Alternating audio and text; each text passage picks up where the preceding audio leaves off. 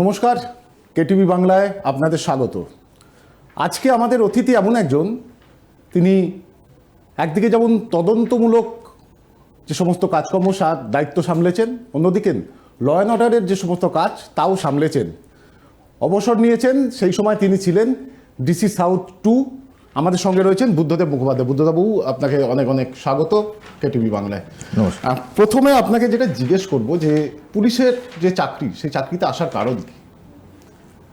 এরকম কোনো যদি স্পেসিফিক করে বলো তাহলে সেরকম কোনো কারণ ছিল না, কিন্তু ছোটোর থেকেই একটা পুলিশি পরিবেশে মানুষ তো হয়েই ছিলাম। আমার বাবাও পুলিশ অফিসার ছিলেন বেঙ্গল পুলিশের, তো সেরকম একটা ব্যাপার ছিল। তারপর বিভিন্ন সময়ে আমরা কলেজে দেখেছি, খেলতে গিয়ে দেখেছি, খেলা দেখতে গিয়ে দেখেছি, সব জায়গায় পুলিশের উপস্থিতি খুব উল্লেখযোগ্যভাবেই দেখেছি।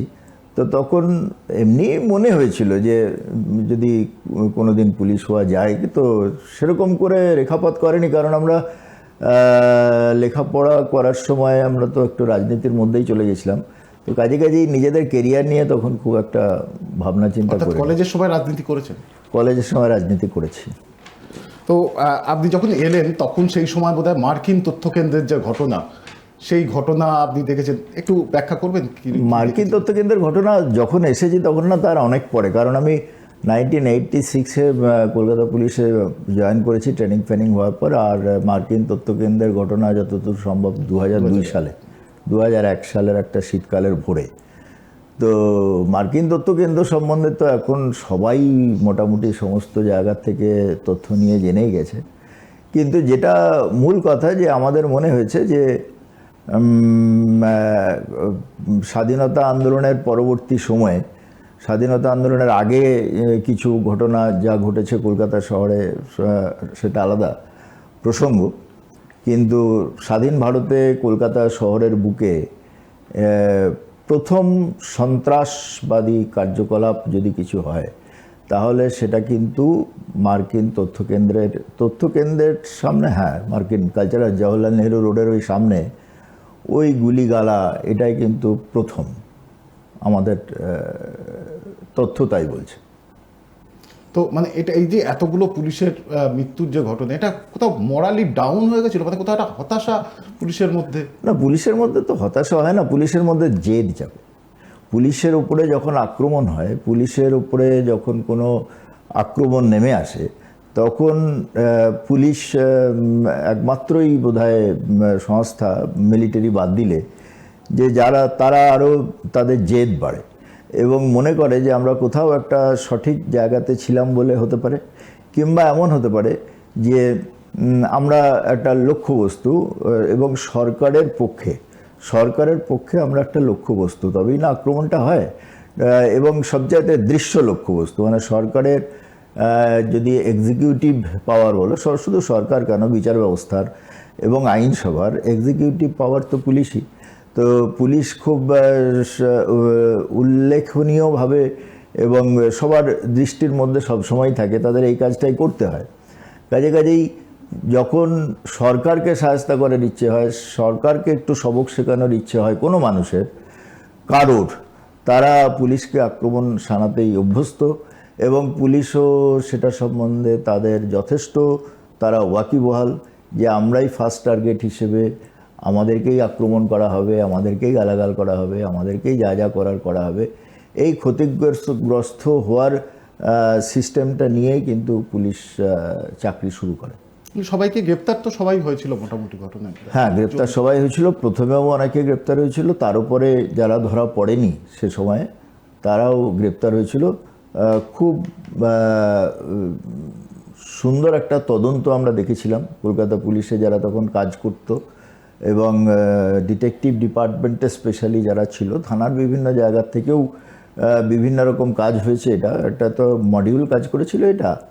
তো এই তদন্ত করতে গিয়ে আমাদের অনেক অভিজ্ঞতা হয়েছে, আমরা অনেক জ্ঞান পেয়েছি, আমরা অনেক ঋদ্ধ হয়েছি তদন্ত করতে গিয়ে, যে সন্ত্রাসবাদী সংগঠনগুলো কীরকমভাবে কাজ করে, এরা সারা বিশ্বব্যাপী কীরকম করে ছড়িয়ে থাকে, সারা দেশ দিয়ে এরা কিভাবে নিজেদের সাথে যোগাযোগ সম্পন্ন করে কোনো একটা লক্ষ্যবস্তুকে টার্গেট করার আগে কত ধরনের পরিকল্পনা, কত ধরনের চিন্তা তাদের মধ্যে থাকে, এই সমস্তগুলোই আমরা ওদেরকে ইন্টারোগেট করে জানতে পেরেছি। এবং বর্তমানে সেই ধরনের ঘটনা আমরা বিভিন্ন ক্ষেত্রে দেখতে পাচ্ছি। বিভিন্ন ক্ষেত্রে সাধারণত পশ্চিমবাংলায় এরকম ঘটনা তো তারপরে আর ঘটেনি।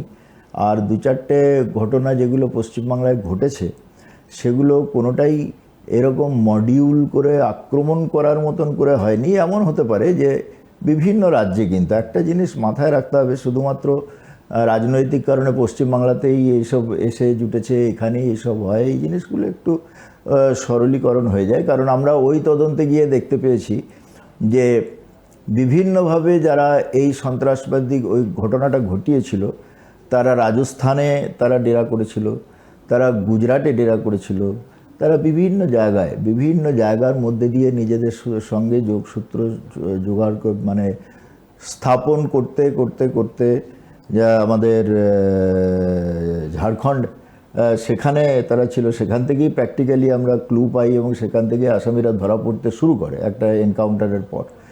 তো এরকম করে যখন পশ্চিমবাংলাতেও কোনো একটা মডিউল যখন সারা ভারতবর্ষব্যাপী কাজ করে, তখন পশ্চিমবাংলার কোনো একটা অঞ্চলে তারা একটা ঘাঁটি যদি গড়ে, সেখানে এইরকম মানে যেভাবে দাগিয়ে দেওয়া হয় যে পশ্চিমবাংলা সরকার বা অমুক তুসুকের কথাবার্তা বলা হয় না, বিভিন্ন সময় শুনেছি। যখন সিপিআইএম সরকার ছিল তখন এরকম হলে তৃণমূল যারা এখন রাজনীতি করে বা অন্যান্য বিভিন্ন দল যারা বিরোধী ছিল, তারা সিপিএমের নামে এই ধরনের বলেছে, সিপিএম মানে বামফ্রন্ট সরকারের বিরুদ্ধে বলেছে। আবার পরবর্তী সময় যখন এই সরকারের রাজত্ব চলছে, মানে সরকার চলছে, তখনও এই ধরনের কিছু ঘটনা ঘটলে সরকারকে ব্লেম করার একটা প্রবণতা দেখা যায়। কিন্তু আমাদের বিশ্বাস হয় না পুলিশে চাকরি করে যে কোনো সরকার সচেতনভাবে বা অবচেতনে বা কোনোভাবেই কোনো উগ্রপন্থী কার্যকলাপকে সমর্থন করতে পারে। লরি থেকে কার্তুজ উদ্ধারের একটা ঘটনা শুনেছিলাম, আপনি সেটা তদন্ত করেছিলেন। ওগুলো তো অনেক জায়গায় বলা হয়ে গেছে, লরির থেকে ওটাও একটা কিন্তু কোনো মডিউলই কাজ করেছিল এবং সেটারও লক্ষ্যবস্তু কলকাতা ছিল না। সেখান থেকে আমাদের যতটুকু মনে হয়েছিল যে ওইটা যে উত্তর পূর্ব ভারতে যে বিচ্ছিন্নতাবাদী আন্দোলনগুলি তখন চলছিল, বড়ো ফ্রন্ট, তারপরে এনডিআরএফ, বিভিন্ন যে সংস্থাগুলো, নামগুলো ভুলে যাচ্ছি, তারা যে নিজস্ব রাজ্যে যে উগ্রপন্থী কার্যকলাপ বা সরকার বিরোধী কার্যকলাপ বা যাই হোক, সেগুলো যারা যখন চালাচ্ছিল, তাদের ওইখানে ওই অ্যামুনিশনস যাওয়ার কথা ছিল।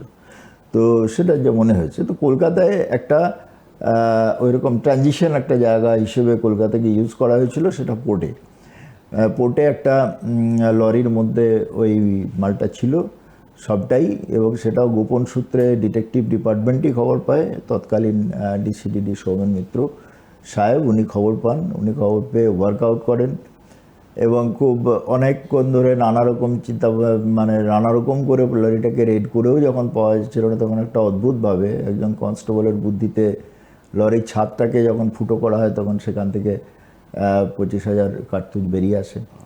তো যখন গোনা হয় তখন তো ব্যাগে করে সব পড়লো, তো আমরা যখন গুনলাম দেখলাম 25,000 কার্তুজ, এবং সবই 303 জাতীয় কার্তুজ, যেগুলো কোথা থেকে চোরাচালান হয়েছে। তো তারপর তদন্ত করতে করতে সেখানেও আমরা নর্থ ইস্ট পুরো রেডের পর রেড হয়েছে, অনেক লোককে ধরা হয়েছে। পরবর্তী সময়ে তো তদন্তের শেষে তাদের সব সাজাও হয়েছে, যাবজ্জীবন সাজা হয়েছে। তারাতলা থানায় আপনি যখন দায়িত্বে ছিলেন, সেই সময় একটি বাচ্চা মেয়ে, তার পরিবার, একটু ঘটনাটা বলবেন? ওটাও তোমরা না পুরনো কথাগুলি বারবার বলাও, তো সেও একটা বস্তির মধ্যে, ওইটা সেই রক্ষকী ভক্ষকের গল্প আর কি।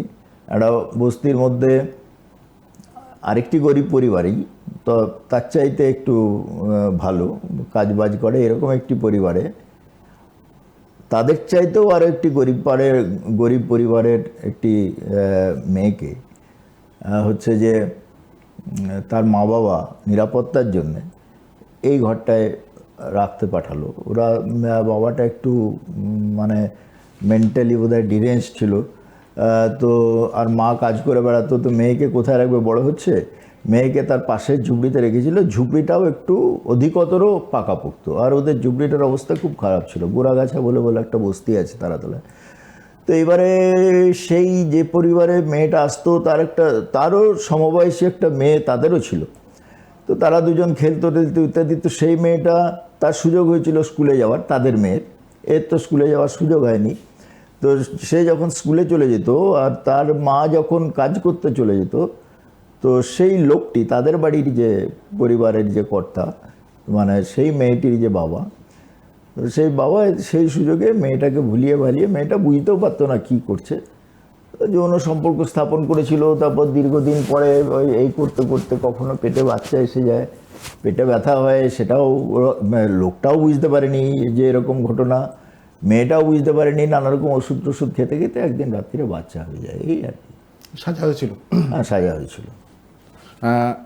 একটা ঘটনায় আসবো যে আপনি সেটা ঘটনাও সামনে থেকে দেখেছেন, আপনি আগেও বলেওছেন। সেক্ষেত্রে রিজা নূরের যে ঘটনা, সেই ঘটনা তো একটা বলা যায় যে বামফ্রন্ট সরকারের, মানে রাজনৈতিক দিক থেকে যে অন্যতম একটা কারণ এই সরকারের ওপর থেকে একটা সমর্থন সরে যাওয়া। সেটা কি কোথাও একটা ফেলিওর বলে মনে হয় রিজা নূরের ঘটনা? সেইভাবে সেটাকে সামলানো হয়নি, বা যে চাপ দেওয়ার কথা বলা হচ্ছে, যে সমস্ত পুলিশ কর্তাদের নাম এসেছিল সেই সময়, দেখো, যেসব পুলিশ কর্তাদের নাম ছিল তাদের এগেনস্টে আমি যতদূর জানি এখনো পর্যন্ত কেস চলছে। তো এটাও তাদের পক্ষে দুর্ভাগ্যজনক। আর যে পরিবারের থেকে ওটা করেছিল, টোডি, ওই লাক্স পুঁজির মালিক ছিল তখন, সেই টোডির এগেনস্টেও কেস চলছে। তো এখনো পর্যন্ত সেটা তদন্তাধীন, কাজেই তদন্তাধীন না, বিচারাধীন। এখন একটা বিচারাধীন বিষয়ে ও একদম এই ধরনের কোনো কথাবার্তা বলাটা ঠিক হবে না। তবে একটা জিনিস তো জানো যে এখনো পর্যন্ত ভারতবর্ষে অনার কিলিং টাইপের আছে। আর আরেকটা জিনিস আছে যে বড় লোকের কোনো একটা মেয়ে, বা বড় লোকের শুধু মেয়েই না, বড় লোকের কোনো একটা ছেলে, তথাকথিত বড় লোক যাদেরকে আমরা মনে করি যে অর্থবিত্ত আছে, শিক্ষা সংস্কৃতি বা আভিজাত্যকতাটা আছে সেটা আলাদা প্রশ্ন, কিন্তু অর্থ এবং বিত্ত আছে। তো তাদের ছেলে মেয়ে কোনো বেগতিক কাজকর্ম করলে, যেটাকে বলা যায়, তখন তাকে শাস্তি দেওয়ার জন্য তারা খুব উন্মুখ হয়ে ওঠে। কারণ তারা তাদের যে অহংবোধটা থাকে না, যে আমি এত অর্থবিত্তশালী একটা মানুষ, অথচ আমার ছেলে এরকম একটা কাজ করছে বা আমার মেয়ে এরকম একটা কাজ করছে। তো ছেলেটাকে আর মেয়েটাকে তার ছেলের বা মেয়ের তো ইয়েটা দেখে না সাধারণত। যার জন্যে কোনো একটা কাজ হলো তাদেরকে টার্গেট করে তাদেরকে তার জীবন থেকে বিচ্ছিন্ন করার চেষ্টা করে। তো সেটাই টোডিরা করেছিল। যখন একটি মুসলিম ছেলের সাথে ওর মেয়ের পরিচয় হয়, প্রেম হয়, ভালোবাসা হয়, তারপরে সেটা বিয়ে হয়, তখন তার পক্ষে এটা মেনে নেওয়া সহজ ছিল না যে একটা মানে গরিব, অলমোস্ট গরিবই, একটা মুসলিম পরিবারের ছেলের সাথে তার মতন একজন শহরের বড়লোক ইন্ডাস্ট্রিয়ালিস্টই বলো বা ব্যবসায়ী বলো, তার মেয়ে প্রেম করে বিয়ে করে চলে যাবে, সেটা তার সমাজে সে মনে করেছিল যে তার সম্মানের পক্ষে হানিকর। এবং সে তার সমস্ত রকম যা পরিচয়, যা যোগাযোগ, সেগুলোকে কাজে লাগিয়ে কলকাতা পুলিশের দ্বারস্থ হয়েছিল। কলকাতা পুলিশও কাজটা এরকম, দেখো, যে কোনো ধরনের কমপ্লেন কেউ যদি করে তাহলে পুলিশকে তো একটু নড়ে চড়ে বসতেই হয় একটা ঘটনায়। এবং সেইটা পুলিশও চেষ্টা করেছিল। কিছু কিছু হয়তো টেকনিক্যাল ভুল ছিল বলে কেউ মনে করে থাকতে পারে, আমিও মনে করি। তো হয়েছিল, হতে যে একটা ঘটনা ঘটে, সেই ঘটনাটা ঠিক কী সেটা আমার পক্ষে বলা সম্ভব না। কিন্তু ঘটনাটা দুর্ভাগ্যজনক যে রিজওয়ানুর মারা যায়। আর রিজওয়ানুর মারা যাওয়ার পরে রাজনীতি সবসময় কিরম না, সঠিক কি হয়েছিল না হয়েছিল বা কি হচ্ছে বা না হচ্ছে সেটার ধার একটা খুব ধারে না। এই রাজনীতির সমস্যা খানিকটা আছে। রাজনীতি সব জিনিসটাকে গুছিয়ে চিন্তা না করেই কিন্তু তাড়াতাড়ি একটা সিদ্ধান্তে এসে নিয়ে সবসময় বিরোধীরা সরকারকে ব্যতিব্যস্ত করার চেষ্টা করে। সরকার কিভাবে সেটাকে ট্যাকেল করতে পারলো বা কিভাবে ট্যাকেল করতে পারলো না, সরকারের বিষয়।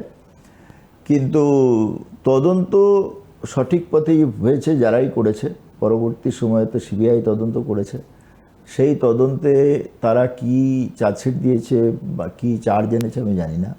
তার বিচার চলছে, বিচারে কি হবে সেটা বিচারেই বলবে। সাক্ষী কি আছে, কি এভিডেন্স আছে, তার উপরে একটা সিদ্ধান্ত হবে। যেটা হবে সেটাকেই ধরে নিতে হবে। কিন্তু রাজনীতি তখন শেষ হয়ে গেছে, একটা বিশেষ উদ্দেশ্য সাধন হওয়ার পর রাজনীতি শেষ হয়েছে। আগেও আমরা শুনেছি, কিন্তু ঘটনাটার মধ্যে এত রোমাঞ্চ রয়েছে, ফলে আরেকবার একটু আমাদের দর্শকদের জন্য শুনতে চাইছি। সেটা হলো যে যে হিরে উদ্ধারের ঘটনা, পূর্ণিমার রাত হিরে উদ্ধার হচ্ছে।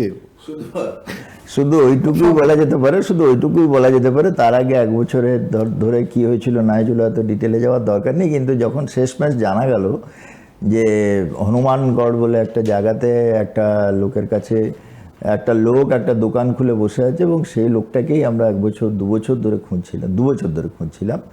তো যখন আলটিমেটলি সোর্স মারফত খবর পাওয়া গেল একটা সোনা মানে রূপোর দোকান খুলে বসে আছে, আমরা গেলাম, পরিষ্কার পরিচ্ছন্ন ধরলাম। ধরার পর তাকে নিয়ে রেড করতে গেলাম। এইটুকু অংশই তোমরা শুনতে চাইছো। রেডটা যেটা করতে হতো তখন ওইখানে রেসপি যেতে, তাদের কাছ থেকে আমরা উঠে করে যেতে হবে। ওটা একটা মরুভূমির খানিকটা জায়গাতে, মরুভূমির একটা জায়গায় তারা হিরেটাকে লুকিয়ে রেখেছিল। যে কয়েকটা হিরে তার মধ্যে আর অবশিষ্ট ছিল, সেটাও বোধহয় 67টা বড় বড় ডায়মন্ড। হ্যাঁ, বড় ডায়মন্ড, 67 পিস। তো তারা একটা জায়গায় ওই মরুভূমির মধ্যে রেখেছিল। তো ইনসিডেন্টালি যখন ওই উটে চড়ে আমরা 2টো উটে করে সেই আসামি, কমান্ডো, তারপরে আমাদের যারা কলকাতা পুলিশের আমার সঙ্গে যে কনস্টেবল গেছিলো, এই 5-6 জন মিলে যখন আমরা উঠে 6-7 জন মিলে যখন উঠে করে আমরা ওই কার্পাসের তুলোর চাষ হয় ওখানে খুব বেশি, তো সে সময় তুলো হচ্ছিল। তো এরকম ওই আল দিয়ে রাস্তা দিয়ে মাটি দিয়ে যখন মরুভূমিতে গিয়ে পৌঁছালাম, আর যেটা বলছিলাম সেদিনকে বোধহয় মানে ফুল মুন ছিল, অমাবস্যা মানে পূর্ণিমা, এবং ঝকঝক করছে, ওরকম পলিউশন ফ্রি একটা গ্রাম্য জায়গা। সেখানে কোনো বিশেষ শহরাঞ্চলের কোনো ইয়ে নেই, কোনো ফ্যাক্টরি নেই, কিছু নেই। তো সেরকম একটা জায়গায় আকাশ যেরকম পরিষ্কার হতে হয় সেরকমই হয়ে আছে। মানে ওই সব জায়গা থেকে বিনা টেলিস্কোপেও অনেক তা গ্রহ নক্ষত্র দেখা যায়, এরকম একটা জায়গা। সেখানে চাঁদের আলো বুঝতেই পারছো কীরকম তার জ্যোতি। তো সেখানে গিয়ে আমরা মরুভূমিতে পৌঁছলাম। আর আরও ডিটেলে যাচ্ছি না, তার বউকে আমরা নিলাম। সে বউ একটা জায়গাতে মরুভূমির আরও গভীরে নিয়ে গেল। সেখানে একটা জায়গায় ওদের কোনো চিহ্ন দেয়া ছিল কোনোভাবে, সেইখান থেকে বেশ খানিকটা খোঁড়ার পর একটা স্টিলের বাক্সে মানে একটা বাটিতে করে ঢাকা, সেখানে ওই হিরেগুলো। যখন ওই হিরেগুলো উপরে চাঁদ, নিচে 67 পিস এত বড় বড় হিরে, যখন এই দুটোর মানে সংযোগে এমন একটা মানে সারিয়ালিস্টিক একটা পরাবাস্তব আবহাওয়া তৈরি হয়েছিল যে দীর্ঘদিনের পরিশ্রমের ফলে হিরেটাকে উদ্ধার করার সফলতা যে পুলিশের দৃষ্টিভঙ্গিতে যে ধরনের আনন্দ হওয়ার কথা ছিল, সেই আনন্দটা ওই যে টোটাল সিচুয়েশনটার একটা যে অভিঘাত, তাতে যেন বিস্মৃত হয়ে গেছিলাম খানিকক্ষণের জন্য। যে একটা অদ্ভুত একটা মানে অপার্থিব পরাজাগতিক যেন একটা দৃশ্যের সামনে বসে মানে অস্ট্রাক হয়ে যাওয়া বলে না, বিস্ময়াভিভূত, সেরকম একটা হয়ে নিয়ে বেশ খানিকক্ষণ যেন নিজেই নিজের মধ্যে ছিলাম না, এরকম একটা পরিবেশ তৈরি হয়েছিল। তারপর যাই হোক, তারপর যা নিয়ম মাফিক যা যা করা সেগুলো করা হয়েছিল। তো সেইটা আমার স্মৃতিতে থেকে গেছিলো, খুব থেকে গেছে, এবং আমি যতদিন থাকবো আমার ওই সময়ে ওই ক্ষণটা আমার খুব মনে থাকবে। এমন কোনো ঘটনা যে ঘটনাটা এখনো পর্যন্ত মনে আছে? ঘটনা তো অনেক কিছুই মনে আছে। তা আমরা কয়েকজন মিলে জমুই বলে একটা ডিস্ট্রিক্ট আছে বিহারে, এখনও বিহারেই আছে ওটা, জমুই, একটু পাহাড়ি অঞ্চল। পাহাড়ি অঞ্চল মানে ওই বড় বড় পাহাড় কিছু না, মানে পাহাড়ি অঞ্চল, পাথুরে, ওই ঝাঝার পরে হয়। তো জমুইয়ের একটা জায়গা, জায়গাটার নামটা ভুলে যাচ্ছি, গাঁটা, তো ওইখানে বেশ একটা ডাকাত দল থাকতো। সেই ডাকাত দল ওখানে কি করে ডাকাত, কিছু ছেলে ডাকাতি করতো। চেহুটিয়া বলে গ্রাম, তাতে গোটা 8 ডাকাত ছিল সেখানে। তারা কলকাতায় মূলত ডাকাতি করতো কাদের না, যারা ওই ওগুলোকে কি বলে, ওই হাওয়ালা যারা মানে ইল্লিগাল মানি ইয়ে করতো, ট্রান্সফার করতো। সে হাওয়ালা, তখন হাওয়ালার ব্যবসা বোধহয় এখনও আছে, নিশ্চয়ই আছে, কিন্তু তখন হিয়া স্ট্রিট এবং বড়বাজার অঞ্চলে হাওয়ালার অনেক ব্যবসা ছিল। তো সেই হাওয়ালা ব্যবসার জায়গাগুলোই মূলত ওরা টার্গেট করতো, এবং টার্গেট করার পর তাদের কাছ থেকে খুব লম্বা লম্বা টাকা, ওরা যখন ট্রানজ্যাকশন, যখন ইন ট্রানজিট থাকতো টাকাটা, তখন তাদের কাছ থেকে কিংবা কখনো অফিসে ঢুকে ডাকাতি করতো, তারপর আবার ওখানে চলে যেত। এখন তুমি যদি জিজ্ঞাসা করো যে সেই জমুই থানার খয়রাশোল জমুই জেলার খয়রাশোল বলে না খয়েরি একটা থানা, সেইখানে চেহুটিয়া গ্রামের ছেলেরা কেন ডাকাতি করতো বড়বাজারে? তো আরও তো অনেক জায়গায় অনেক ডাকাতি আছে। তো এদের একটা বিহারের থেকে, ওই জায়গাটার থেকে এই বড়বাজারের একটা লিগ ছিল, মানে কেউ কেউ ওখানে চাকরি করতো, কেউ ওইখানে বিহারের ছেলেরা বড়বাজারে একটু আধিক্যই ছিল, এখনও আছে, তারা ওখানে চাকরি করতো। কেউ ওই হাওয়ালা অফিসের হয়তো কেউ পিয়ন কিংবা নিচে কর্মচারী, কিংবা একটা অনেক বড় বিল্ডিং, যেমন এইটাও একটা বিল্ডিং, সেখানে অনেক রকম তার কর্মচারী, কিন্তু সে জানে যে ওইখান থেকে হাওয়ালার টাকা এই সময় আসে, এই সময় জমা হয়, এই সময় বেশি পাওয়া যায়, তো এরকম করে ডাকাতি। তো পুলিশেরা যেমন সোর্স, ডাকাতিরও তো সোর্স দিয়েই ডাকাতি করে, কোথায় পাওয়া যাবে, দুমে করে তোমার ঘরে আমার ঘরে আসলে তো কিছু পাবে না। তো এই জন্য ওই চেহুটিয়া গ্রামের ছেলেগুলো তাদের বড়বাজারে থাকার, তাদের গাঁয়ের কিছু লোক থাকার সূত্রে তাদের সাথে যোগাযোগের ভিত্তিতে এই অপারেশনগুলো চালাতো। তো আমরা ওখানে ফ্রিকোয়েন্টলি রেড করেছি, ওইখান থেকে ডাকাত ধরে বেঁধেছি। হ্যাঁ, তারও সব রোমহর্ষক সব ঘটনা আছে। তো আরে এরকম একটা ডাকাতির পর যখন আমরা ওখানে যাই, ওইখানে যাওয়ার পরে ওইখানে ওই চেহুটিয়া গ্রাম তো নদী পেরিয়ে ওইখান থেকে হেঁটে অনেক দূর, প্রায় 8 কিলোমিটার আসা যাওয়া হাঁটা, মানে 16 কিলোমিটার হেঁটে যেতে হবে, আসতে হবে, মাঝে নদী পেরোতে হবে, দুর্গম অঞ্চল সেই গ্রাম। আমরা কথা বললাম বুদ্ধদেব মুখোপাধ্যায়ের সঙ্গে, এবং তিনি তার যে বক্তব্য, সেই বক্তব্য বা তার যে অভিজ্ঞতা, সেই অভিজ্ঞতা বললেন। এবং পরবর্তী পর্বের জন্য আপনারা অবশ্যই নজর রাখুন কেটিভি বাংলায়।